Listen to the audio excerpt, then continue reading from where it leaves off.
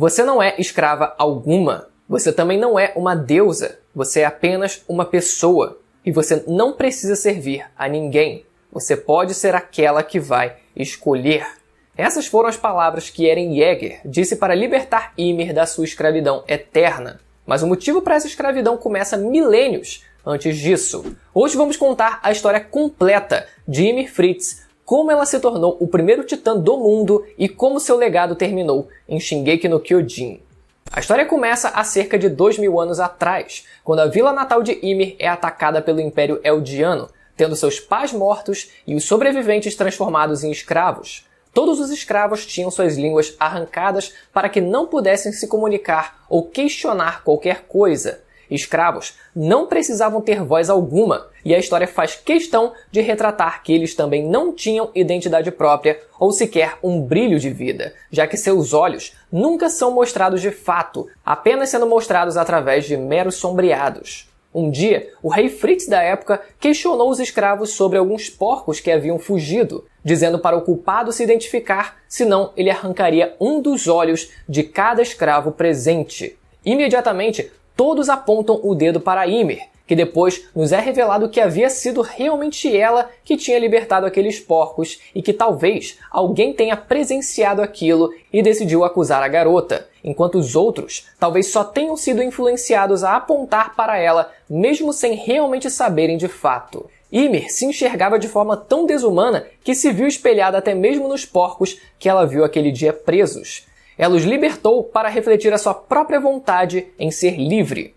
Como punição e para a surpresa dela, o rei Fritz diz que ela estava livre a partir de agora. Mas isso não era nada mais do que uma forma de entreter os soldados do rei, brincando de caçar a garota enquanto ela fugia pela floresta como se fosse mesmo um porco.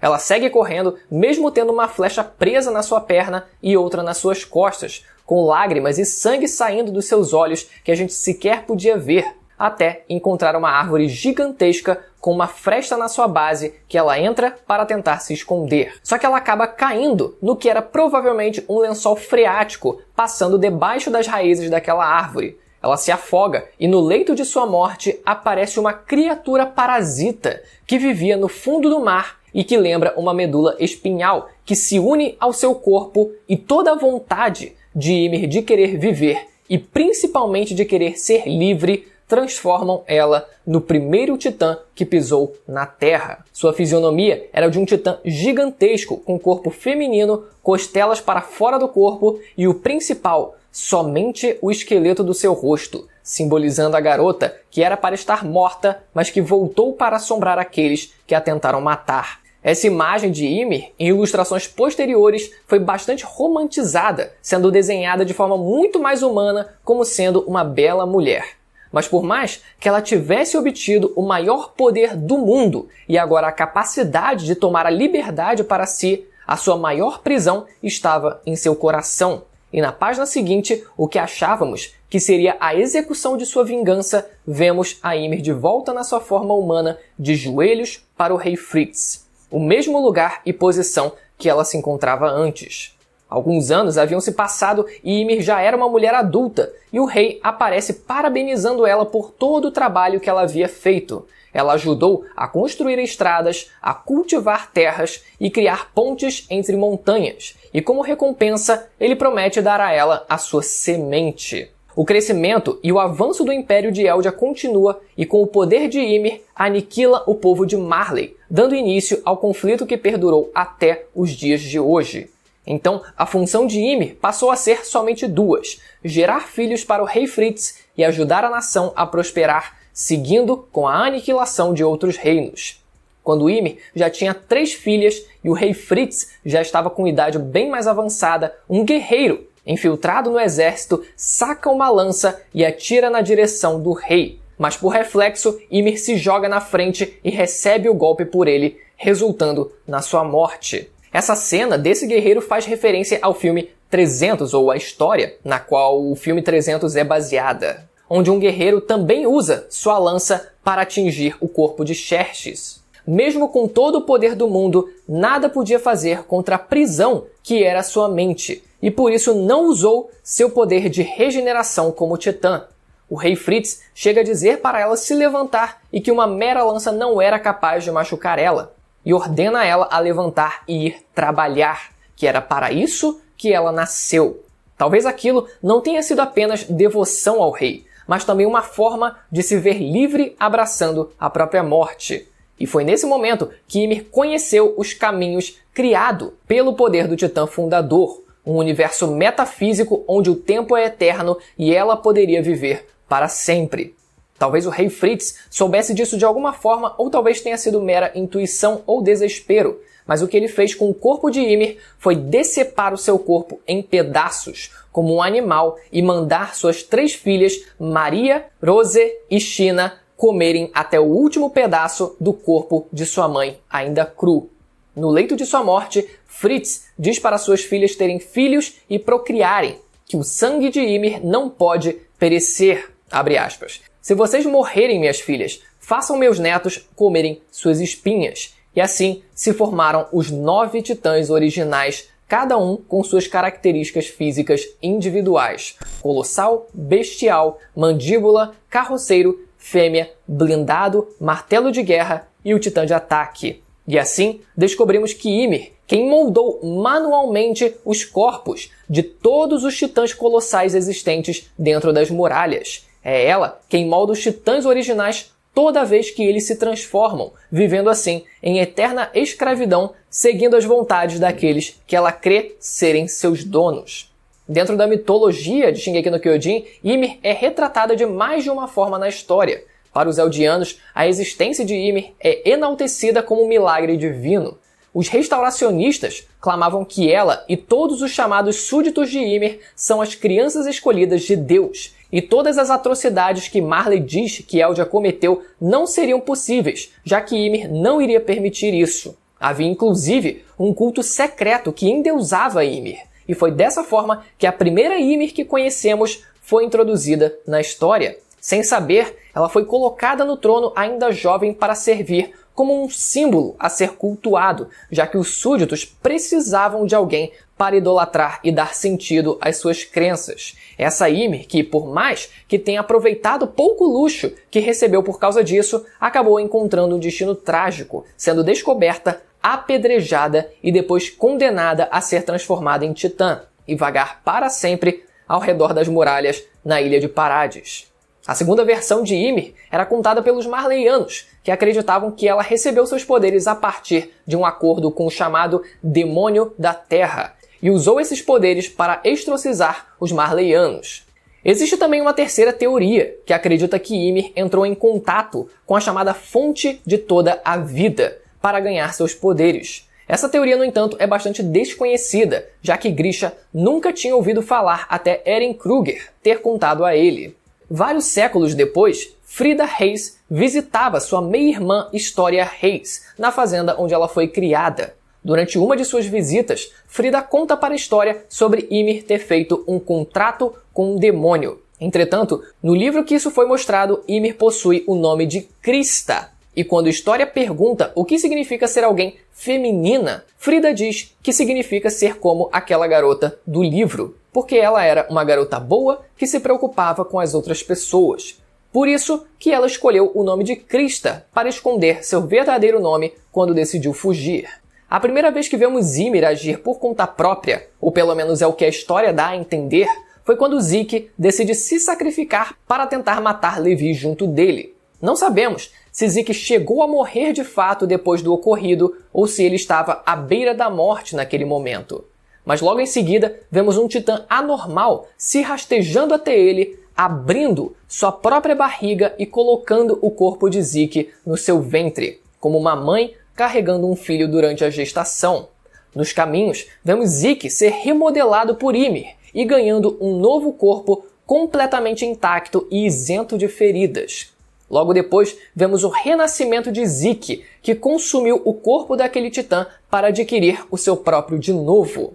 Não sabemos se aquela foi uma habilidade única do Zeke que a gente nunca tinha visto antes, mesmo sabendo que ele tem o poder de controlar outros titãs por possuir sangue real, e a Ymir estaria unicamente cumprindo seu papel de modelar os portadores dos poderes dos titãs, ou se a Ymir agiu diretamente para tentar salvar a vida do Zeke e invocou um titã que pudesse salvá-lo. Se for o segundo caso, daria para assumir que ela fez isso por ele possuir sangue real, assim como o Zeke diz que ela obedece somente àqueles com sangue real. Isso não implicaria necessariamente na Ymir estar de acordo com o estrondo, pelo menos não naquele momento, que ela ainda não tinha concedido seus poderes ao Eren, mas sim que ela estava apenas salvando aquele que ela era devota. Claro que nessa equação a gente precisaria considerar que o tempo nos caminhos não se passa ao mesmo tempo em que esse acontecimento com o Zeke, implicando que poderia ser uma Ymir do futuro já liberta pelo Eren que decidiu salvar o Zeke naquele momento passado, o que deixaria as coisas mais difíceis ainda de definir e pelo bem da sanidade de vocês a gente pode desconsiderar pelo menos esse fator. Então, toda essa história do passado de Ymir é contada no momento em que Eren e Zeke conseguem finalmente se tocar e adentram nos caminhos de forma conjunta, assim ativando o poder do Titã Fundador. Assim que Ymir aparece, Eren percebe a sua presença. Zeke então explica que ela é a própria Fundadora. Ele então pede para que Eren prossiga com o plano de eutanásia dos Eldianos, mas Eren recusa, pedindo para que Ymir empreste seu poder para ele, mas Eren acaba sendo ignorado. Zeke explica que ele conseguiu anular o pacto de renúncia à guerra feito por Karl Fritz, aquele que fundou as muralhas, pelo fato dele ter o sangue real, mas não possuir o poder do Titã Fundador, que proíbe os seus portadores de mudarem o sistema vigente de Parades. Nesse momento, Ymir prende Eren em correntes.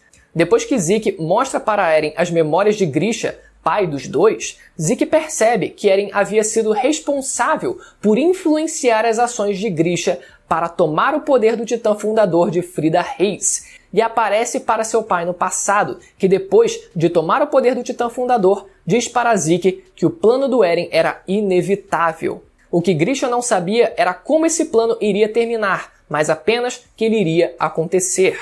Zeke, em desespero, de volta aos caminhos, ordena Ymir que execute o plano de eutanásia, então Ymir se aproxima da coordenada para cumprir o plano. Eren entra em desespero e usa toda a sua força para tentar se livrar das algemas que o prendiam, chegando a quebrar e arrancar seus dedos, e consegue chegar até Ymir, abraçando ela. Eren pede para ela dar a ele seu poder para que ele possa acabar com esse mundo. Mas ao contrário de Zeke, que tentou impor sua vontade ordenando que Ymir agisse conforme a sua vontade, Eren entendeu o que precisava fazer e por isso abraçou a Ymir. Ele diz que Ymir não era uma deusa, nem uma escrava, mas sim um ser humano capaz de escolher por sua própria vontade. Então Eren diz que ela só tem duas opções: permanecer naquele mundo vagando pela eternidade ou ajudar ele a destruir o mundo. Eren então pergunta se foi ela que o chamou para dentro da coordenada e se ela esteve esperando por alguém durante esses 2000 anos.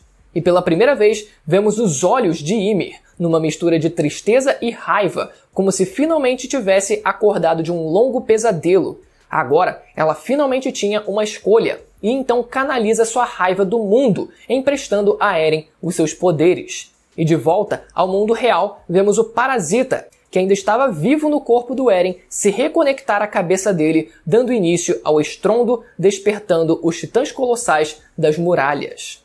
Algum tempo depois, conforme o estrondo acontecia, vemos a imagem de Ymir novamente, dessa vez observando como forma de espectro um garoto ser esmagado por um dos titãs colossais. Mas não vemos o que ela estava sentindo naquele momento, se era satisfação ou pena pelo garoto ou uma mistura dos dois. Mais adiante, Eren decide chamar seus amigos para dentro dos caminhos, para que pudesse dizer a eles que ele não pretende parar de avançar, mas que em respeito aos seus amigos, ele não iria impedir a aliança de lutarem também, ou seja, permitindo que os portadores de titãs possam se transformar para poderem lutar também, e que inevitavelmente eles teriam que se enfrentar, e que só a morte pararia ele. E nesse momento aparece uma imagem do Eren criança ao lado da Ymir, ambos sem expressões faciais, simbolizando a aliança que eles dois fizeram. Quando a aliança consegue chegar até o Eren, vemos Ymir observando a chegada deles. E é nesse momento que uma horda de dezenas e dezenas de marionetes dos antigos titãs originais são invocados, trazendo vários titãs que já havíamos visto antes também. Armin é sequestrado por um desses antigos titãs e tem a língua desse titã enfiado dentro da sua boca para que ele não pudesse ter a chance de morder a própria língua e se transformar no titã colossal. Nesse momento, ele vê a imagem de Ymir e deduz que se Eren está apenas avançando como ele disse, então aquela era a vontade de Ymir, querendo impedir o avanço da aliança contra o plano de Eren. Depois de Mikasa finalmente conseguir matar Eren, Ymir aparece observando a cena com um sorriso no rosto. Imediatamente após isso, Ymir decide abolir os poderes de titãs do mundo, onde todos que haviam sido transformados voltam a ser humanos. Ymir pôde testemunhar o que era realmente um verdadeiro amor, e com isso, Ymir se sente livre do falso amor que ela sentia pelo rei Fritz, finalmente tendo superado aquele trauma, imaginando um futuro até alternativo, onde ela não teria salvo o rei Fritz e nem morrido por ele, teria deixado ele morrer pela lança daquele guerreiro e teria apenas abraçado suas filhas, confortando o coração delas. E então Ymir se despede da Mikasa no último momento e de todo o povo eldiano, que no fundo o que ela queria era ver aquele povo unido. E além de todos os poderes dos titãs, os caminhos, eles também desaparecem. Aquele universo metafísico que a Ymir tinha criado como uma forma de se confortar em meio ao pesadelo eterno, finalmente depois dela se ver livre, o espírito dela pôde descansar em paz. Galera, essa foi a história completa de Ymir Fritz, a primeira titã do mundo. Eu sei, é uma história triste e ao mesmo tempo muito confusa dentro dos seus detalhes, né? Eu queria até aproveitar esse momento para opinar um pouco em cima dessa história dela, já que muito do que a gente via da Ymir era de forma passiva, né? Ela aparecia em vários momentos ali, principalmente quando o Eren ele conseguiu emprestado o poder da Ymir, como se ela fosse um botão, sabe? Ela esperou tanto tempo, mas só foi o Eren jogar as palavras certas, aquelas meia dúzia de palavras certas, que aí já foi suficiente pra ela superar e entregar o poder pra ele, sabe? Foi quase como se ela fosse um botão.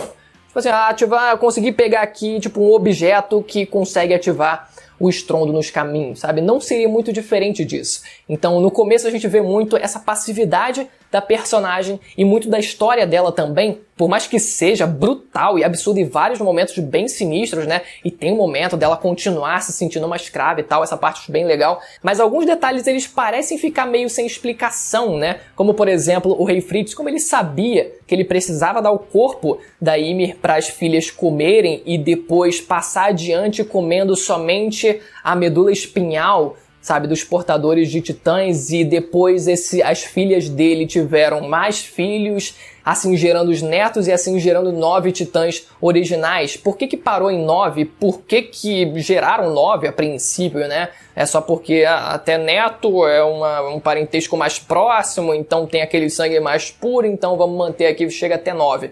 Meio esquisito. Ou a explicação exata para aquela suposta ressurreição do Zeke, né? Se foi realmente uma atuação direta da Ymir, ou quão direta foi a atuação dela. Se era um poder do Zeke, se era um poder dela, se ela estava agindo realmente a favor do estrondo lá, ajudando o Zeke a se recuperar para assim ele poder encontrar com o Eren depois. Fica meio esquisito, até pelo conceito da própria habilidade, né? Fica muito difícil da gente definir o que a Ymir pode fazer, o que ela não pode, afinal ela é meio que uma deusa, então se for jogado o Zeke sendo ressuscitado praticamente, ou reencarnado ali, usando o corpo daquele outro titã que apareceu, a gente não tem o que questionar muito também. E o fato também, por exemplo, da Ymir ela tentar impedir a aliança lá no confronto final, mas ela, por mais que tenha o poder de simplesmente anular a transformação daqueles titãs, dos portadores dos titãs, por exemplo, o titã fêmea da Anne, do Reiner, né, por exemplo, que estavam ali ativos ainda a pique, ela poderia fazer aquilo, até o Armin também, mas ela precisa fazer um malabarismo ali pra prender o Armin, pra não deixar ele se transformar. Meu amigo,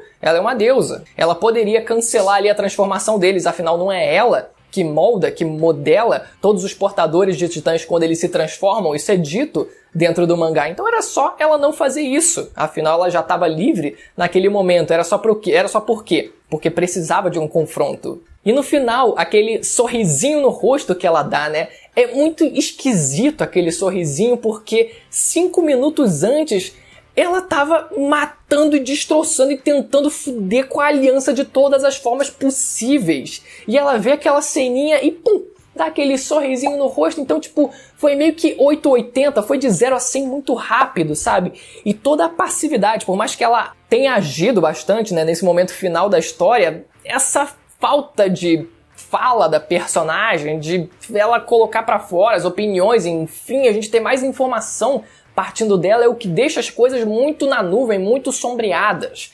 Enfim, galera, eu queria aproveitar esse momento final aqui para também aproveitar e fazer esse desabafo. Dá pra falar muito mais sobre o final, nessa reta final de Shingeki no Kyojin, mas enfim, tô até querendo fazer um vídeo, né, falando sobre os furos de roteiro ou pontos em aberto que foram deixados no final da obra. Provavelmente eu vou fazer sim, mas por enquanto, se você ficou até aqui, aproveita para se inscrever no canal e ativar o sininho para não perder a notificação dos próximos vídeos que saírem aqui nesse canal sobre Shingeki no Kyojin. Lembrando que tem muito vídeo aqui no canal, é só voltar, que tem bastante vídeo comentando também a história de Shingeki no Kyojin. Até a próxima, tchau!